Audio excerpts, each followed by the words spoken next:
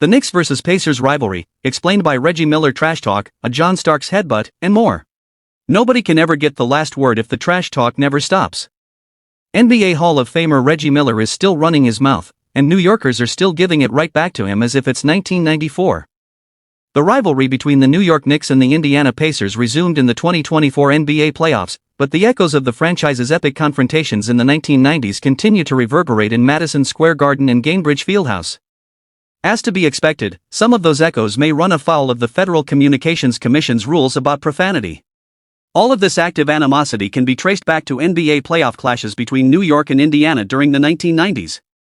The hard-nosed 90s-era Knicks led by Patrick Ewing and John Starks came up against the sharpshooting Miller's Pacers in the postseason in 1993. Whether you were rooting for the Knicks or were out there replicating Miller's choke pantomime whenever you came across a New Yorker, you likely had something to say about this matchup if you were a Hoops fan back then. The same is true of those involved.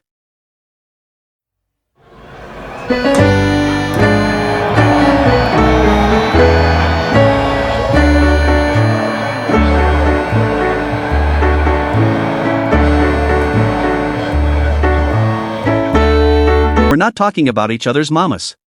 The 1993 Eastern Conference first-round clash may have featured the fewest games of any of the ensuing series, with the number 1 seeded Knicks taking the best-of-5 series over the number 8 seeded Pacers in 4 games, but it set the stage for everything that would follow. Knicks shooting guard John Starks on preparing to play against Reggie Miller. He can be rattled if you get up on him. If you stay off of him and let him play his game, he's going to eat you alive.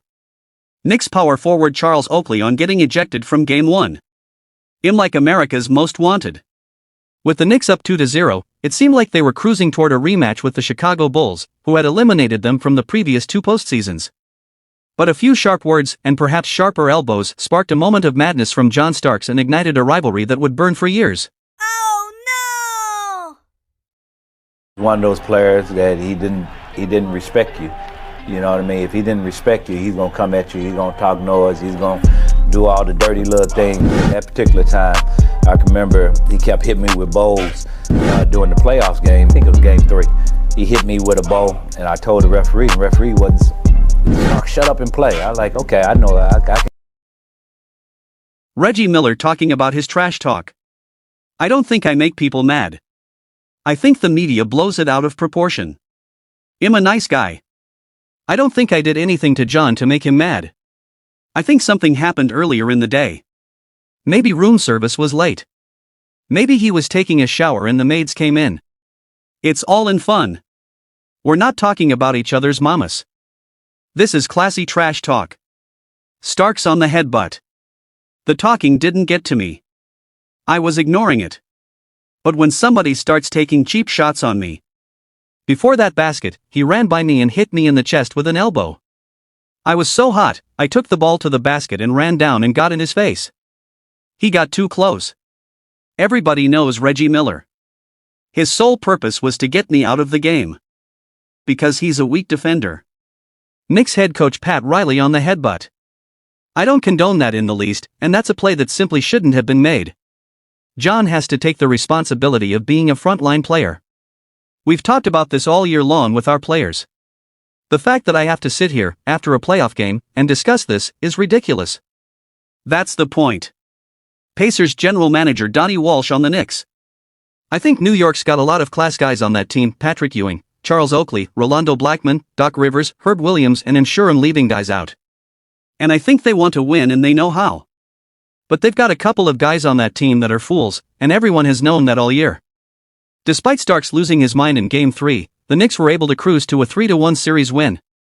Starks on Reggie after the Knicks advance. To be honest, I think Reggie just ran out of gas. He was just passing at the end, acting like he really didn't want to shoot. He was talking earlier, you know Reggie. But he didn't say anything at the end. 1994, I think it was Spike Lee, tell him thanks for US. A year later, the Knicks and Pacers were reunited, this time in the Eastern Conference Finals. With Michael Jordan in the midst of his first retirement, both the number 2 seeded Knicks and number 5 seeded Pacers saw a sudden opportunity to win a title, although ultimately that was something neither team would accomplish during this span. Reggie is the king of talk, and Spike definitely said something that set him off.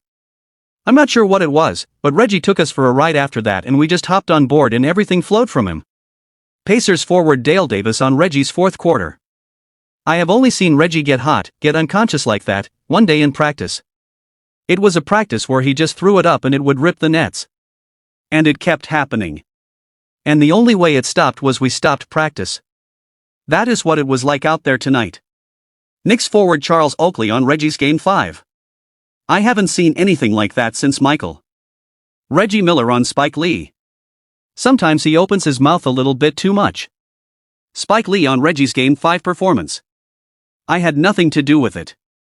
I'm not wearing a uniform. I'm 5'6", 125 pounds. He needs me to get fired up? Why couldn't he go to Ewing or Starks or Oakley? Why me? We're going to win this series.